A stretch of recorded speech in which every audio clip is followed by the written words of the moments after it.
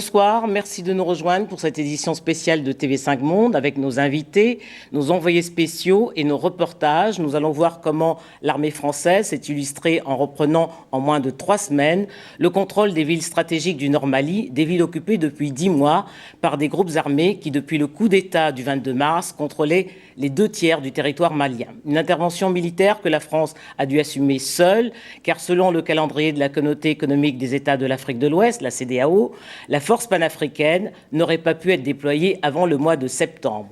Retour sur le début d'une intervention qui fut décisive pour la survie du Mali, voire de la sous-région. Marian Naguzeski.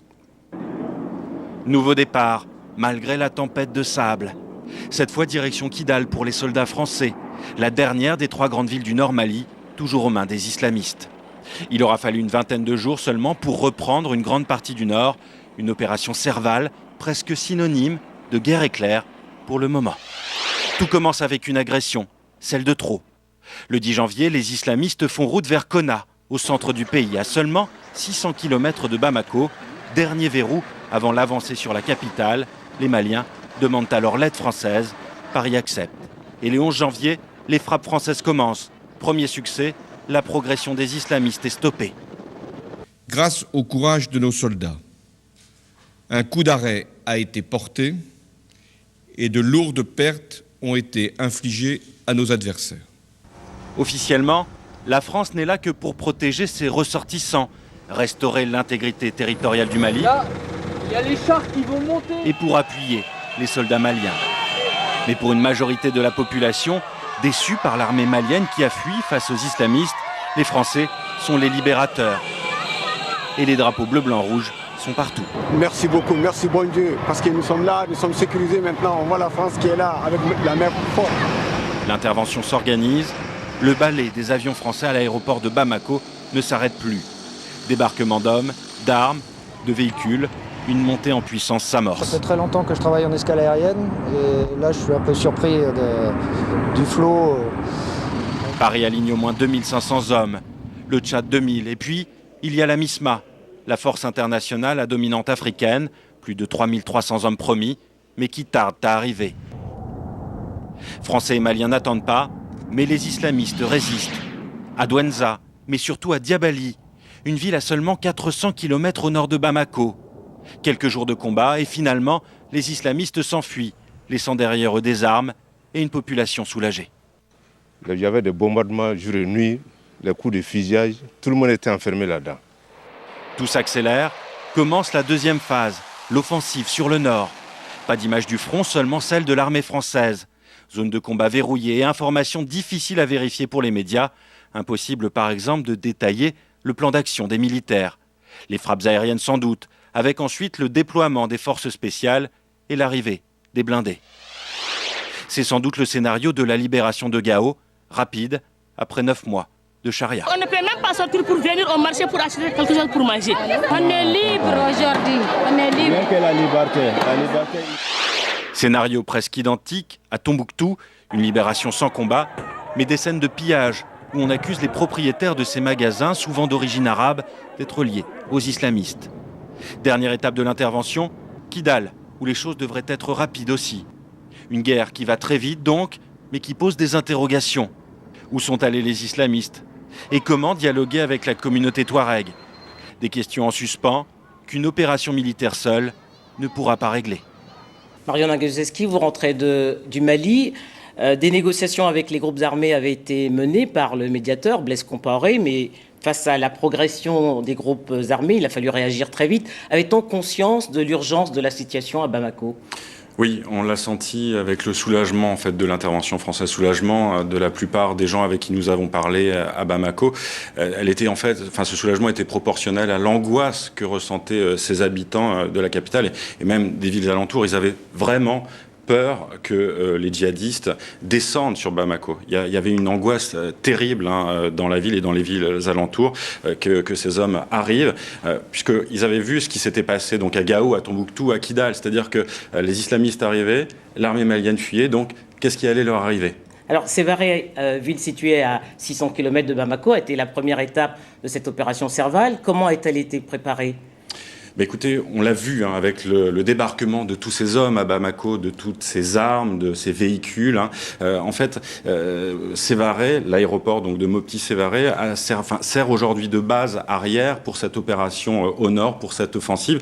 Donc en fait, les hommes dans les blindés ont remonté depuis Bamako jusqu'à Sévaré pour constituer donc cette base arrière. Merci Mariana Guzeski. Pour décrypter la crise malienne, qui est à la fois militaire et politique, de nombreux invités en plateau à mes côtés, Amédi Diarra, président du Haut Conseil des Maliens de France, Mamadou Cissé, représentant du PARENA, un des partis politiques du Mali, Pierre Servan, spécialiste des conflits et de l'armée, et Pouria Amiraché qui va nous rejoindre, député de la 9e circonscription des Français de l'étranger, dont le Mali.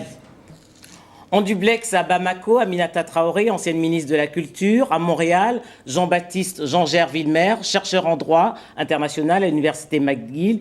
Et par téléphone, à Ouagadougou, Djibril Bassolé, ministre des Affaires étrangères du Burkina Faso et représentant du médiateur de la CEDEAO, Blaise Compaoré. Avant de vous donner la parole, nous allons tout de suite nous rendre à Gao pour retrouver François-Xavier Freland. Première étape de l'opération Serval s'est déroulée sans combattants. Les djihadistes se sont retranchés dans le massif des Iforas. Quelle sera la seconde phase de cette opération, François-Xavier Freland ? Écoutez, pour l'instant, c'est le statu quo, puisque vous savez que l'armée française, qui est aux abords de Kidal, a décidé pour le moment de ne pas avancer davantage, étant entendu qu'il y a depuis quelques jours une tempête autour de la région qui empêche les troupes d'avancer, mais surtout il y a le mouvement national de libération de l'Azawad qui s'est emparé de la ville après la fuite des islamistes d'Akmi ou de Moudjao ou de Ansardine.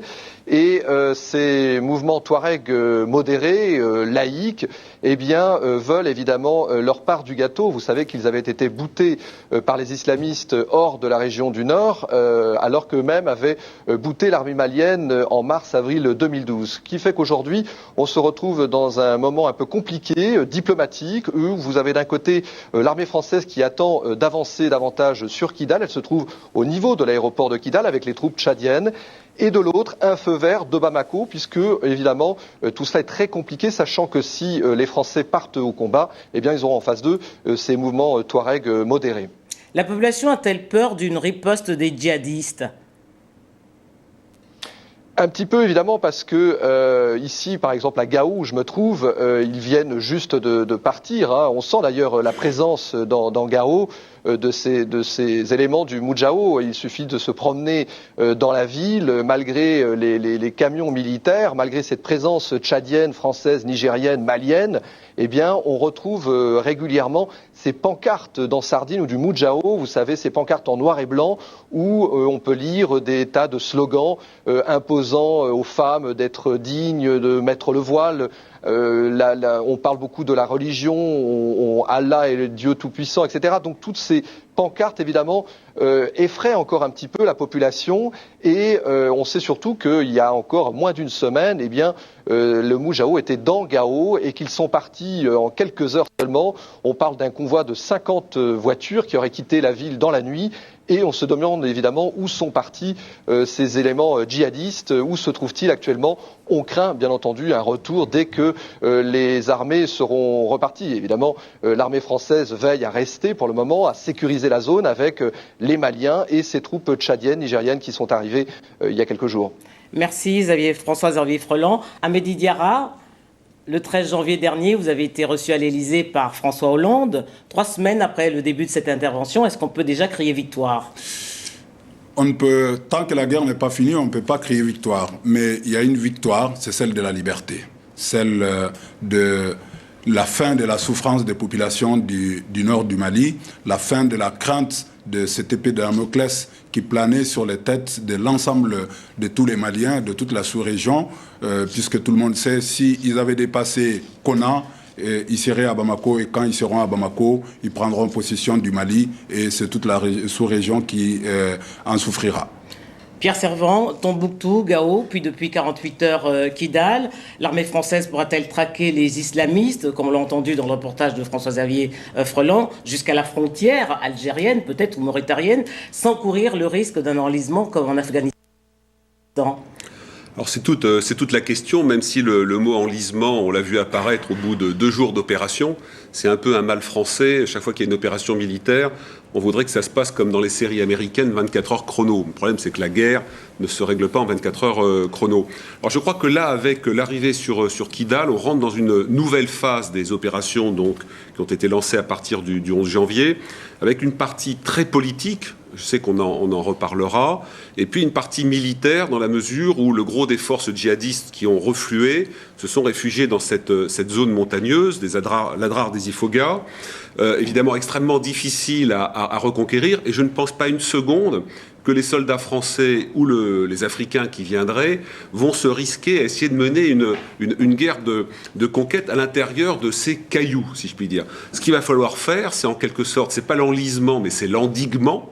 C'est-à-dire parvenir véritablement à les coincer dans cette partie-là, en jouant sur le fait que les pays frontaliers, visiblement aujourd'hui, notamment l'Algérie, qui a joué un rôle ambigu, veut véritablement maintenant s'engager plus fortement pour rendre tout à fait imperméables ces frontières, un système de surveillance permanent pour essayer de voir ce qui bouge, des frappes comme il y en a eu déjà aujourd'hui, des frappes aériennes sur ce qui peut être encore identifié comme zone de carburant, centre de commandement, si on peut dire, concentration de commandement.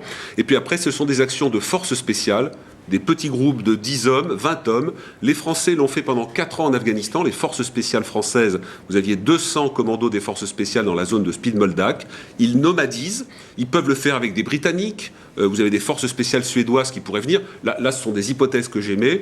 Et donc, avec ce système de surveillance et le fait de les coincer à l'intérieur, et pour reprendre l'expression d'un colonel français, les laisser gouverner des cailloux, il y a peut-être des chances petit à petit de les assécher et je dirais de les détruire en faisant en sorte qu'ils ne soient plus ravitaillés en rien. Donc je pense que c'est plutôt ça la stratégie. Voilà, qu'on va voir dans les semaines qui viennent. Mamadou Cissé, la reconquête du Nord Mali s'est faite sans aucune résistance des djihadistes. Est-ce qu'elle lève totalement les appréhensions qu'il y avait sur cette guerre, notamment de la part de la CEDEAO ? Pas tout à fait, dans la mesure où tout le monde sait que c'est une guerre asymétrique. Aujourd'hui, effectivement, le danger est éloigné, mais il n'est pas complètement écarté. Tout le monde a applaudi à l'arrivée de la France, à l'intervention de l'armée française. Cela dit, tout le monde s'est posé la question et on continue à se poser la question, où sont-ils ? Parce qu'il n'y a pas eu de... On n'a pas repliés dans les montagnes. Ils sont repliés dans les montagnes. Et les chefs djihadistes, on ne sait pas où ils sont. Donc ça veut dire que tout simplement, à tout moment, ils peuvent surgir. Et dans une guerre asymétrique, on connaît la règle, c'est ce que disait tantôt Pierre Servan. Je pense que c'est dans la durée que les choses vont se passer, mais il se trouve tout simplement qu'aujourd'hui, il faut mettre l'accent sur vraiment cette intervention de petites unités qui devraient aller chercher l'ennemi dans ses derniers retranchements et faire en sorte d'éradiquer complètement la menace qui pourra peser si on ne les sort pas de là.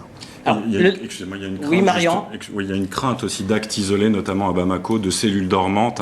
La population craint notamment des explosions ou des enlèvements. Enfin, on a vu vraiment que les rues de Bamako le soir sont désertes. Les gens ne vont plus dans les restaurants, ne sortent plus. Il y a une véritable crainte. Le nord du Mali était depuis mars 2012 devenu le sanctuaire des djihadistes qui ont imposé la charia et le port du voile aux populations. Depuis l'arrivée des troupes françaises et maliennes, un vent de liberté souffle sur le nord. C'est presque devenu un rituel qui montre que la femme a retrouvé sa dignité. On est libre maintenant. On ne va plus porter la voile. C'est fini. On n'a plus peur. 9 mois, 10 mois de souffrance. Toko aussi a fait tomber le voile. Et elle veut que tout le monde le sache. La dictature des islamistes est terminée. Un jour, j'avais oublié de mettre mon voile. Un islamiste m'a alors frappé à l'épaule. Même quand on allait faire les courses, il fallait marcher lentement. C'est ce qu'ils nous imposaient. Un jour, ils ont tabassé mon mari alors qu'il n'avait rien fait. Moi, j'ai été arrêtée 3 fois. On m'a dit que je ne devais pas me faire des mèches, pas me maquiller, pas me mettre du rouge à lèvres non plus et que je devais m'habiller décemment.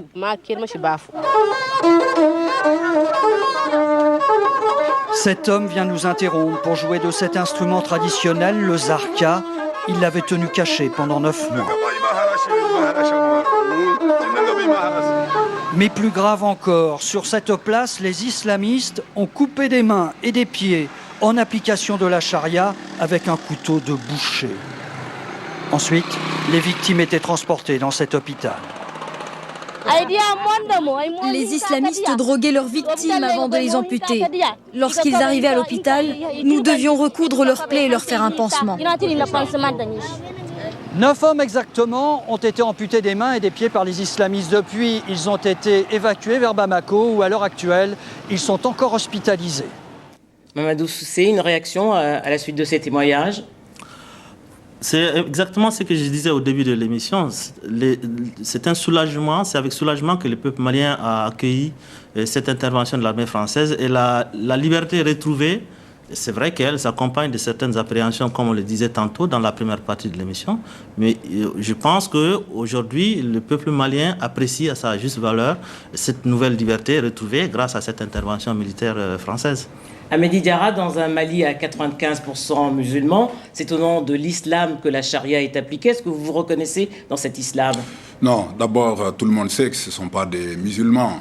C'est une couverture, l'islam. C'est des bandits. Vous connaissez, certains étaient dans le trafic de drogue, d'autres étaient dans d'autres choses qui n'avaient rien à voir avec l'islam.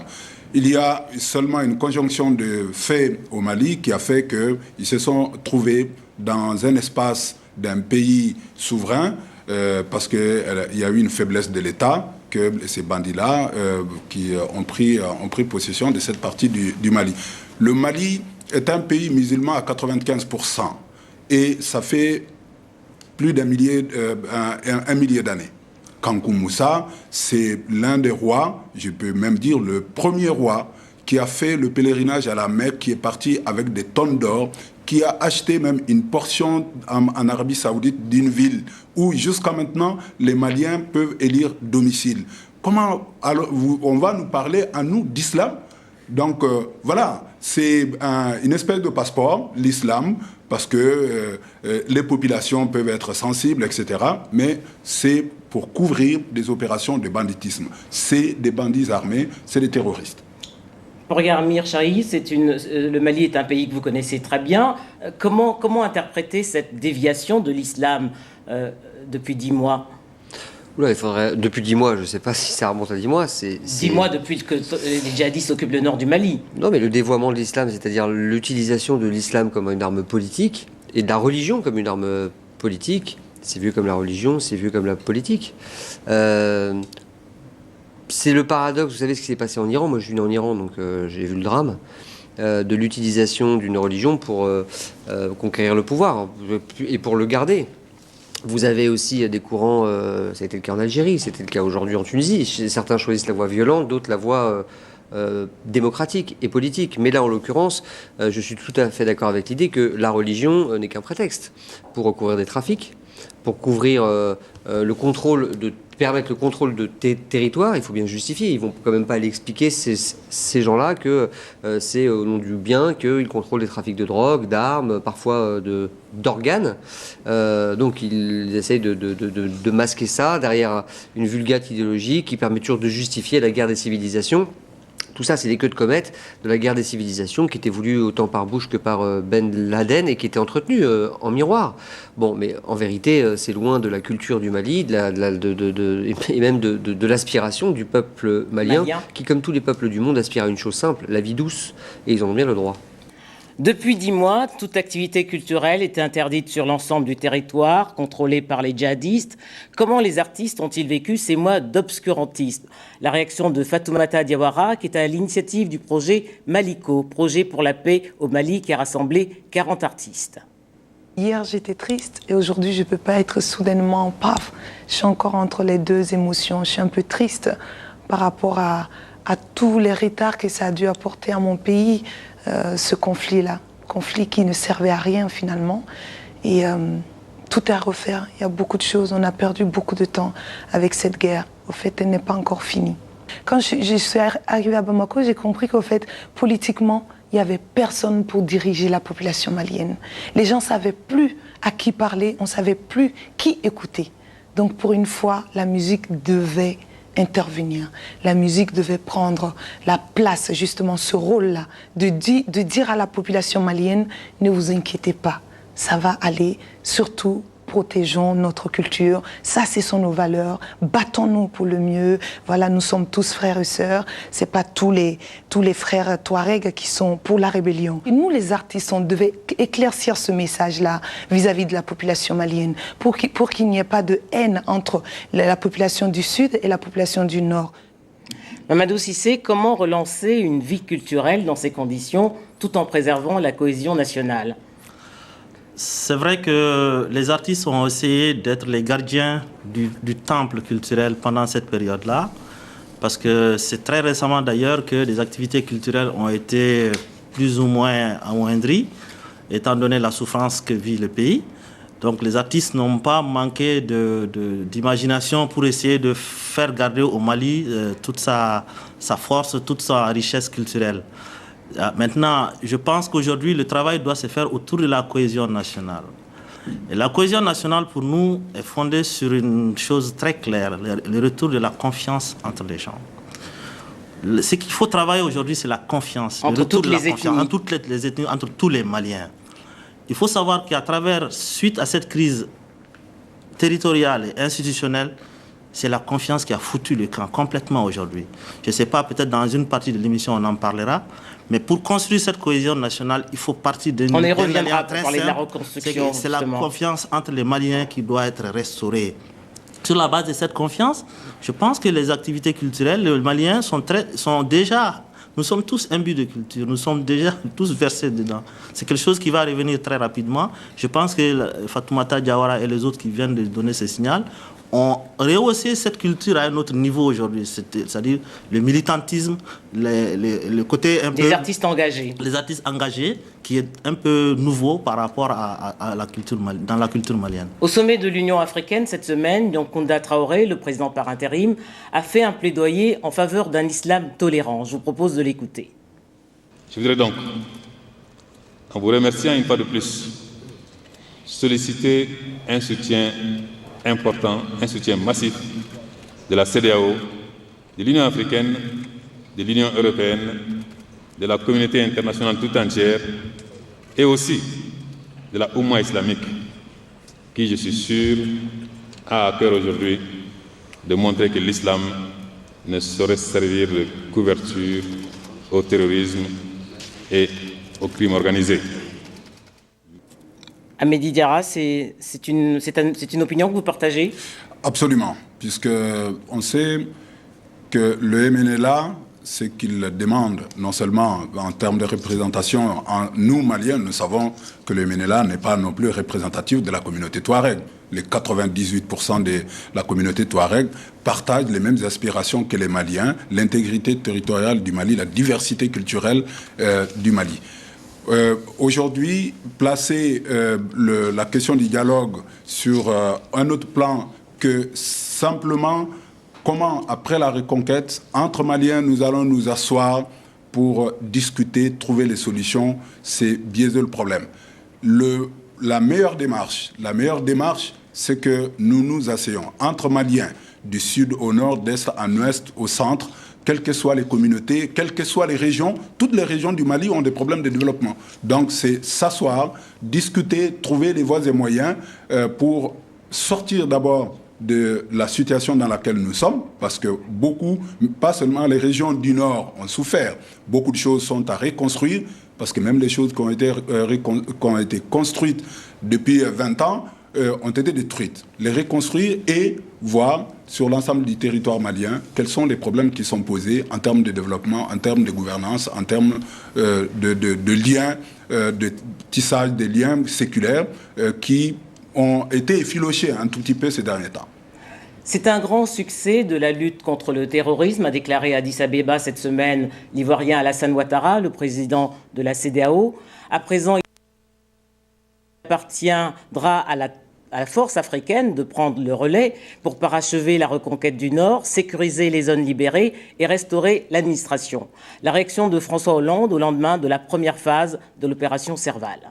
Nous sommes en train de gagner cette bataille. Quand je dis nous, c'est l'armée malienne, ce sont les Africains soutenus par les Français. Maintenant, les Africains peuvent prendre le relais et ce sont eux qui iront dans la partie du nord, dont nous savons qu'elle est la plus difficile, puisque les terroristes y sont cachés. Ensuite, une fois que l'intégrité territoriale aura été retrouvée, les Français ne seront là que pour encadrer et former. Pouria Mirchahi, est-ce le retour de la France-Afrique, pourtant décrié par la gauche française? Pardon de rire, mais comme ça fait 15 jours qu'on me pose la question, j'arrive à faire la même réponse. C'est le contraire. C'est le contraire pour plusieurs raisons.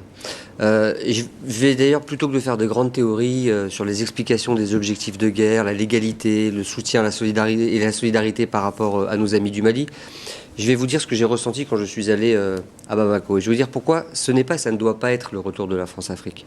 Lorsque j'étais à Bamako le 22 janvier, et j'y retourne ce dimanche, et je pense que je ressentirai la même chose, j'ai vu des Maliens qui ont marqué une grande gratitude à l'égard de la France. Mais j'en étais un peu gêné. Je vais vous dire pourquoi. Parce qu'il ne faut pas penser que les Maliens sont tranquilles parce que la France est là avec son armée.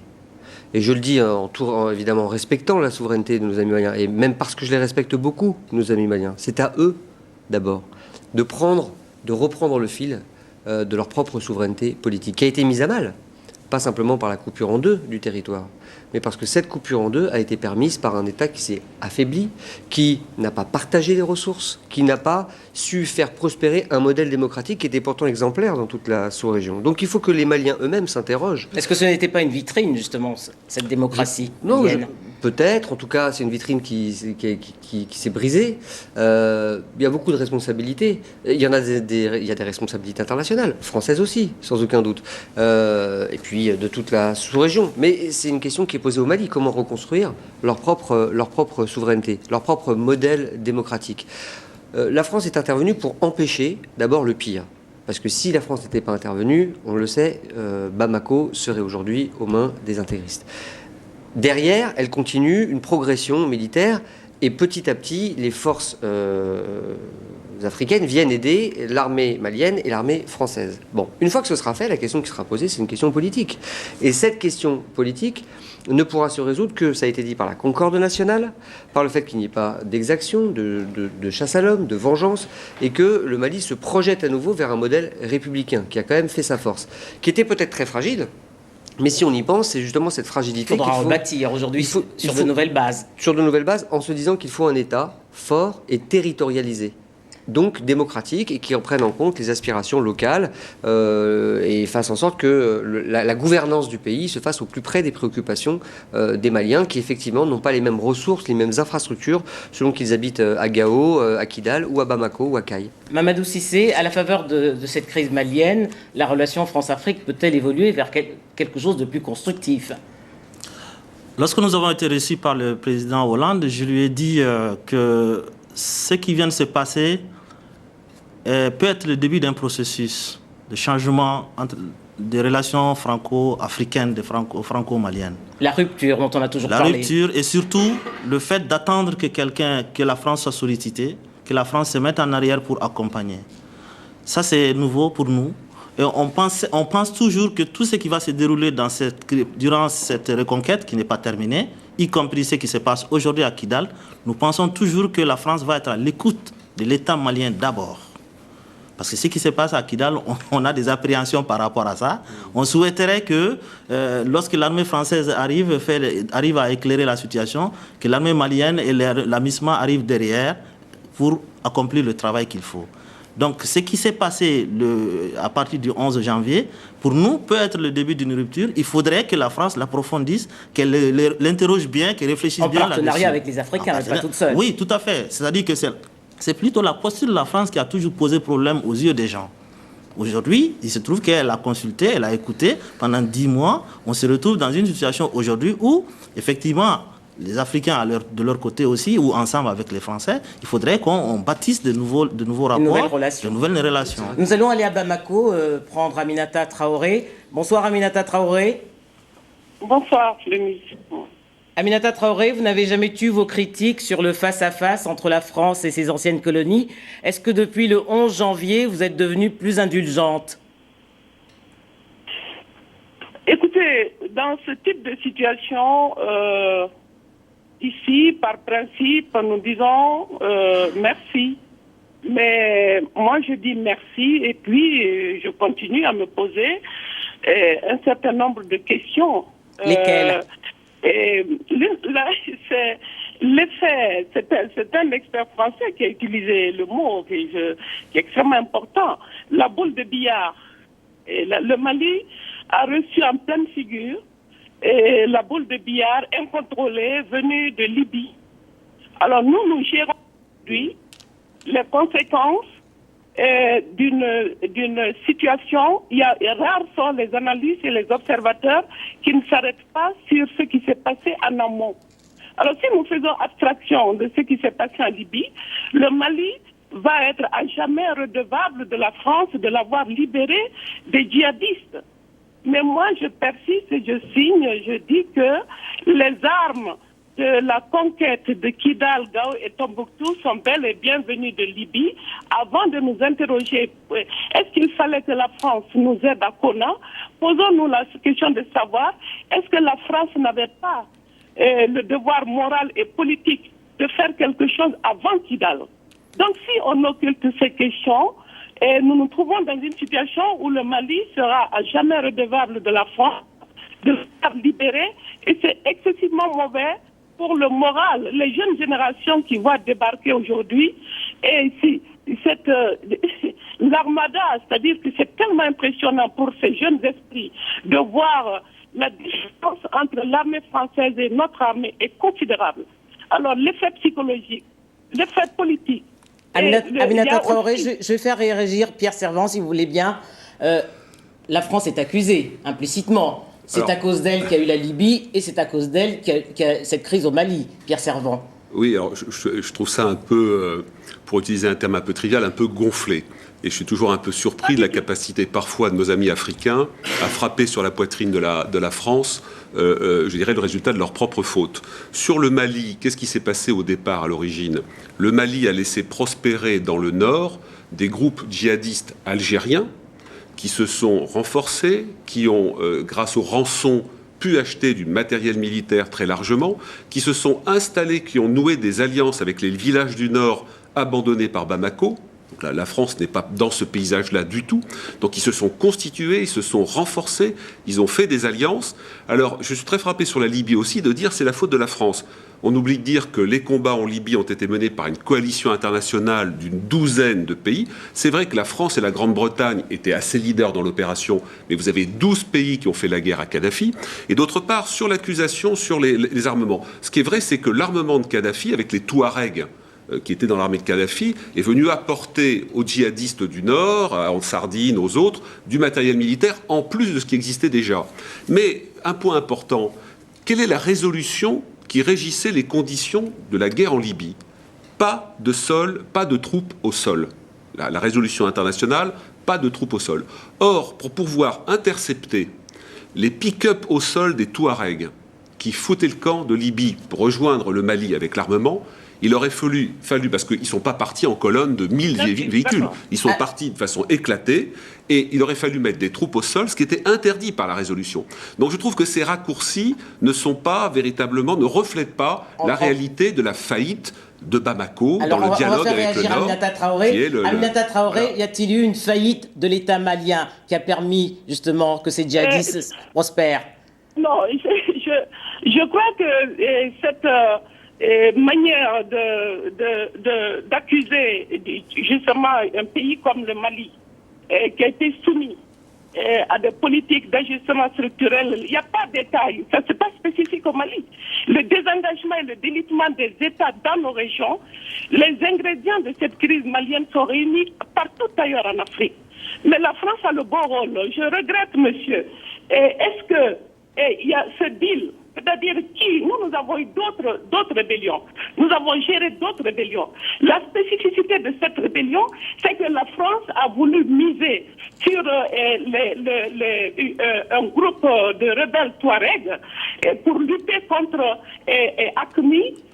Et tout ce qui s'est passé en amont, il n'y a pas seulement que la situation, la faiblesse de l'État, c'est qu'il y avait un projet français de libérer des otages et de trouver, disons, des combattants aguerris qui sont allés se mettre, qui sont devenus alliés aux islamistes. Alors vous ne pouvez pas passer tout ça du revers de la main. Moi, je ne dis pas merci. Je dis la France n'a fait que réparer c'est un grave préjudice infligé au Mali. Je ne dis pas merci parce que la France ne fait que réparer un préjudice qui nous a été infligé. Merci Aminata Traoré. Pouria Mirchahi, Aminata Traoré parle du soutien de la France à certains groupes, on pense forcément au MNLA. Mais il y a d'abord, bonjour Aminata, que je connais, et avec qui j'ai eu l'occasion de débattre plusieurs fois, y compris de la turpitude des dirigeants africains, autant que de la responsabilité de la France dans la situation. Il y a deux vérités dans cette affaire-là, et autant Mme Traoré que M. Saint-Servant disent des choses justes. Il y a une responsabilité malienne, elle est évidente. Si les Maliens la nient, ils seraient, à mon avis, mal engagés dans la reconstruction de leur propre pays. Et ça vaut pour tous les pays. Il faut qu'une nation, ses élites, ses cadres s'interrogent sur leurs propres responsabilités. Et puis il y a une responsabilité internationale et française dans la situation actuelle, à deux niveaux. La première, c'est qu'il faut quand même qu'on s'interroge un jour sur pourquoi on en est là. C'est pas simplement parce qu'il y a eu conjoncturellement une agression de quelques milices démocratiques, de nous rendre civiles. à Montréal. Je vous propose de nous rendre à Montréal, dans une tribune publiée dans Le Monde et qui a fait grand bruit. Jean-Baptiste Jean-Jeanne Villemer, vous affirmez que la France est intéressée. Elle n'a pas à en avoir honte car elle défend une cause juste. Oui, c'est vrai. C'est-à-dire que toute la communication élyséenne est basée sur le désintéressement de la France. Je pense que c'est pas exact. Et plus on renchérit sur ce désintéressement, plus on risque d'attirer l'attention sur les intérêts éventuellement cachés de la France et à alimenter toutes les thèses complotistes, etc., qui vont nous parler de l'uranium au Niger, de l'éventuelle même découverte du pétrole au Mali. Donc je pense qu'il faut dire les choses comme elles sont. C'est-à-dire que dans le cas de la Libye, comme dans le cas du Mali, la France était intéressée. Maintenant, la question qu'il faut se poser, c'est est-ce que cet intérêt l'empêche d'être efficace sur le terrain? Au contraire, je pense que c'est un catalyseur, ça la motive, ça lui permet d'être plus efficace. La France est au Mali à l'heure actuelle parce que c'est la seule qui avait à la fois la capacité et la volonté d'y être. Les intérêts jouent un jeu dans cette volonté, c'est évident. Ça ne veut pas dire qu'elle est au Mali à l'heure actuelle pour de mauvaises raisons et qu'elle ne peut pas produire de bons résultats. C'est les résultats qui comptent davantage que les intentions. Merci Jean-Baptiste Jean-Jeanne Villemer. Pierre Servant, une réaction? Alors je partage tout à fait ce point de vue. Je crois que véritablement, même si la France a légitimement des intérêts dans la région, je suis très frappé de voir qu'il n'y a qu'en France où il y a une question, un débat sur est-ce que la France peut avoir des intérêts quand elle fait quelque chose. Aucun pays dans le monde ne dit nous agissons sans aucun intérêt dans rien. La France a aussi des intérêts. Mais je crois véritablement que très souvent, elle agit de façon très désintéressée, qu'elle en paye souvent sur le plan militaire un prix lourd. Je me souviens par exemple de la Bosnie où la France a perdu 180 soldats. Les contrats de reconstruction de la Bosnie, y compris de l'aéroport qui était tenu par les Français, ce sont les Américains, les Britanniques, les Italiens qui ont récupéré ces contrats. Donc c'est vrai que la France a des intérêts. Là, elle est très désintéressée. Elle n'était pas tellement impliquée dans le Mali directement. C'est les Américains qui ont contribué à former l'armée malienne et qui a déversé beaucoup d'argent dans ce pays et qui sont assez amers aujourd'hui, puisqu'une partie de ces soldats, les mieux formés, sont partis vers le nord. Donc il y a quand même. Et juste pour revenir à ce qui a été dit tout à l'heure par le représentant de la nation qui est présent ici et avec lequel je suis très content de me retrouver très souvent sur des plateaux. Regardez, à chaque fois qu'il y a une opération qui se profile, la Libye, la Côte d'Ivoire en 2011, vous avez des tas de pays pour dire oh là là, ça va être compliqué, il vaut mieux faire le dialogue. Moi, je suis pour le dialogue. Aujourd'hui, sur l'opération malienne, il y a eu unanimité. Oui, mais attendez, l'année dernière, moi je suis ce dossier depuis des mois et des mois. L'année dernière, c'était l'Algérie qui disait pas d'opération militaire, il faut dialoguer. L'Algérie avait raison, sauf que l'Algérie joue double, triple jeu. La Mauritanie même, qui est pourtant formée dans les militaires, certains militaires sont formés par les forces spéciales françaises. Pareil, vaut mieux le dialogue, etc.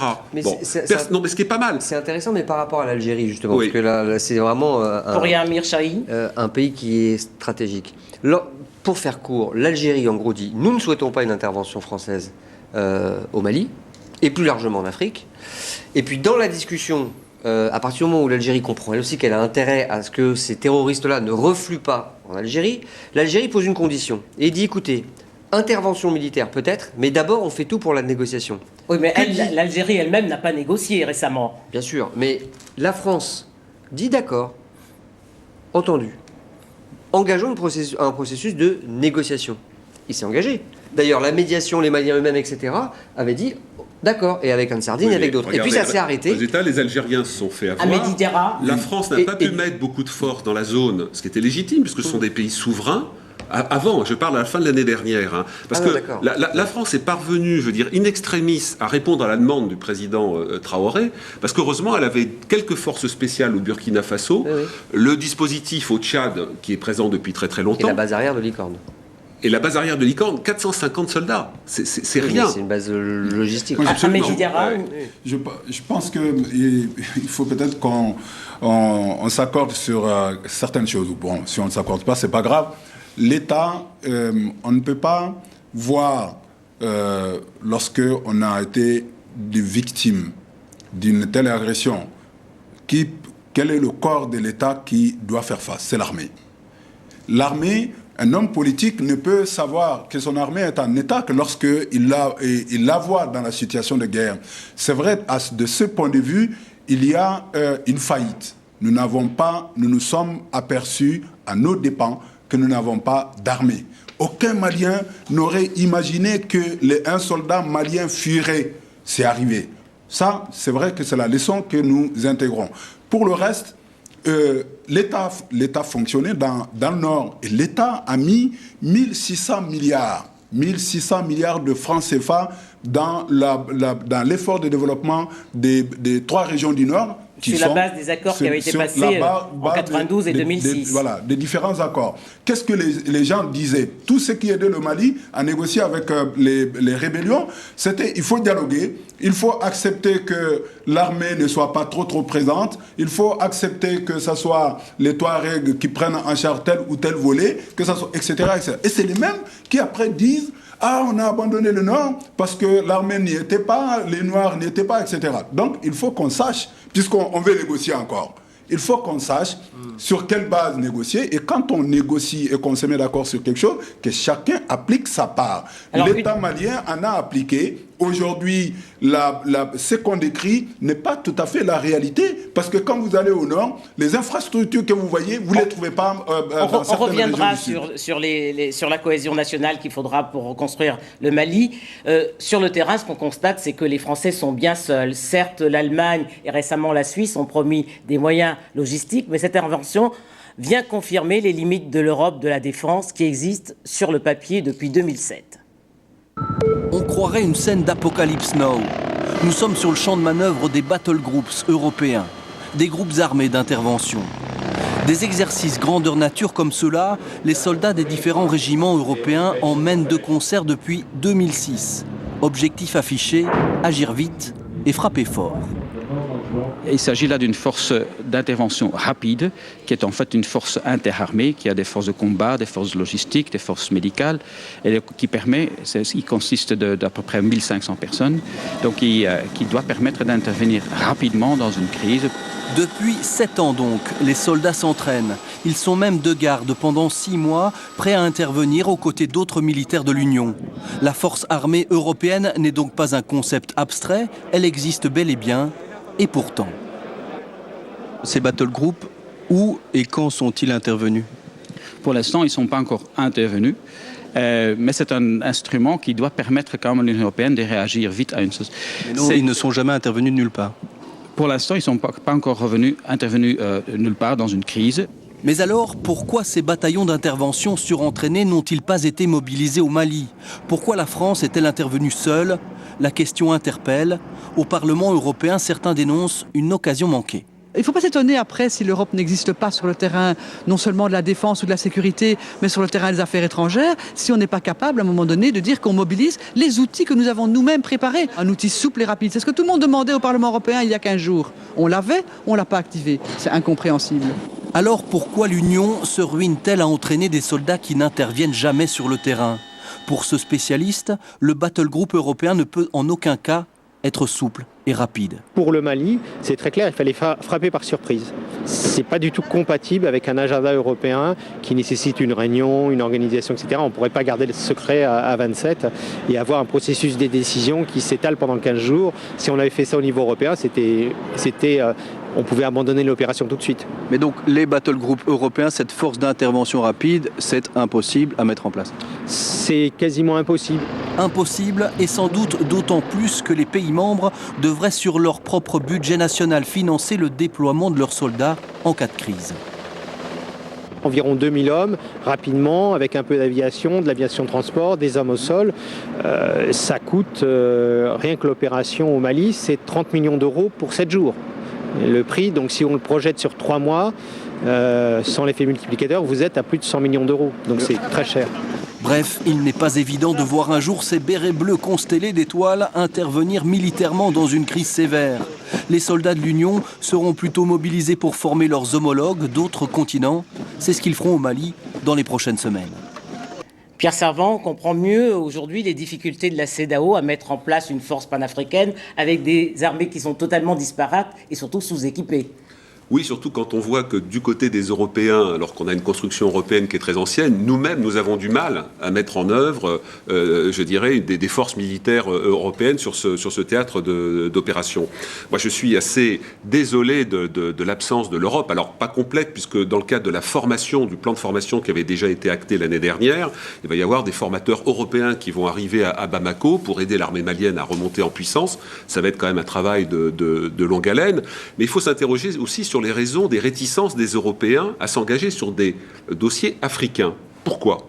Moi, je pense qu'il y a plusieurs raisons. C'est vrai qu'aujourd'hui, il y a les problèmes économiques. Chacun, on a bien vu l'Italie qui voulait prêter 3 avions, et puis après qui se disent on ne peut pas le faire pour des raisons économiques. Il y a des égoïsmes nationaux, mais il y a aussi une crainte de l'implication dans les dossiers africains, un peu à cause du discours de Mme Traoré, c'est-à-dire le fait de dire on va dans des dossiers difficiles, où il peut y avoir des affrontements entre différents groupes, et quand il va y avoir un problème, le bébé du problème est repassé aux Européens. Donc les Français, ils ont l'habitude, parce que quand ils interviennent, qu'il y a des difficultés, on dit c'est la France-Afrique, c'est les Français, etc. Les Européens, en fait, sont réticents en se disant nos opinions publiques vont pas accepter qu'on mette le doigt dans des engrenages compliqués. Or, l'Afrique est un continent formidable, où il y a plein d'énergie, mais c'est un continent compliqué. Quand vous voyez, on a parlé de vitrines démocratiques tout à l'heure, quand vous voyez le nombre de pays en Afrique de l'Ouest qui étaient des vitrines et qui se sont fissurés, la Côte d'Ivoire, qui est un pays que je connais bien, la Suisse de cette région qui s'est fracturée, qui n'est pas encore, dont la cicatrisation n'est pas terminée, le Sénégal qui est passé à 2 doigts d'un processus lors de la dernière présidentielle. Voilà. Et selon mes informations, on doit la sauvegarde du Sénégal à une femme, Madame Wade, qui a convaincu son peuple quand même. À la société civile du Sénégal, quand même. Oui, mais attendez, mais apparemment, d'après mes informations, le président Ouad ne voulait, comme Gbagbo ne voulait pas accepter le verdict des urnes, c'est sa femme qui lui a dit non. Oui, d'accord, vous voulez dire le soir des élections. Absolument, oui. Accepter sa défaite. Oui, non, absolument, c'est le peuple qui a choisi le changement, vous avez raison, mais je veux dire, en Côte d'Ivoire aussi, c'est le peuple qui avait choisi Alassane Ouattara. La Côte d'Ivoire, je dirais, a eu des mois et des mois de dissensions et de choses sanglantes. Donc les Européens sont assez frileux. Après la reconquête militaire facilitée par la fuite des djihadistes qui se sont réfugiés dans le massif des Iforas, pour les Maliens, le plus dur reste à faire. Il faudra rebâtir une nation, mais pas à n'importe quelle condition, prévient Dioncounda Traoré. Au départ, nous avions pensé que nous pouvions négocier avec les groupes qui étaient constitués essentiellement de Maliens, tels que les MNLA, tels qu'en Sardine, qui étaient en grande partie constitués de Maliens. Mais avec les derniers développements auxquels nous avons assisté, il est évident qu'en Sardine, c'est disqualifié, n'est plus éligible au dialogue. Quel que soit par ailleurs le masque que certains d'entre eux ont décidé de porter désormais. Que la peur a changé de camp, qu'aujourd'hui ils essayent d'échapper à leurs responsabilités en disant que bon, ils se désolidarisent d'en Sardine et d'Acmi. Donc aujourd'hui, je pense que le seul groupe avec lequel nous pouvons envisager des négociations susceptibles d'aboutir à quelque chose, c'est certainement le MNLA. Mais bien entendu, à condition que ces MNLA renoncent à toutes ces prétentions territoriales et qu'ils acceptent de s'intégrer au Mali définitivement. Djibril Bassolé, bonsoir. Bonsoir, madame. Jusqu'à la veille de l'intervention française, Blaise Compaoré, tout comme Abdelaziz Bouteflika, qui lui n'a jamais négocié avec les islamistes, privilégié le dialogue avec les groupes armés. Pour autant, les négociations n'ont pas stoppé l'avancée des djihadistes à Bamako, une solution qui aurait pu coûter cher à toute la sous-région. Oui, certainement. Mais je dois dire que les groupes que nous avions identifiés étaient bel et bien le MNLA et Ansar-Dine qui s'étaient engagés à respecter les exigences de la CEDEAO, à savoir reconnaître l'intégrité du territoire malien et renoncer à tout acte extrémiste et terroriste. Alors, bien malheureusement, le groupe Ansar-Dine s'est affilié à d'autres groupes terroristes, a rompu l'engagement qu'il avait pris à Ouagam et est allé mener des offensives militaires qui ont déclenché l'usage de la force. Donc là, il n'était pas possible de continuer le dialogue dans ces conditions-là quand une des parties, visiblement, a violé l'engagement qu'il avait souscrit juste quelques semaines avant. Mais est-ce que le Burkina Faso est encore légitime pour conduire la deuxième phase de la médiation dans la perspective de la réconciliation ? Non. Pourquoi vous parlez en termes de légitimité? De toute façon, le Burkina Faso est la médiation de la CEDEAO. C'est la CEDEAO qui a voulu, dès le début de cette crise, combiner l'action politique et diplomatique à l'action militaire. Et le volet de la négociation a été confié au président Compaoré à sa qualité de médiateur de la CEDEAO.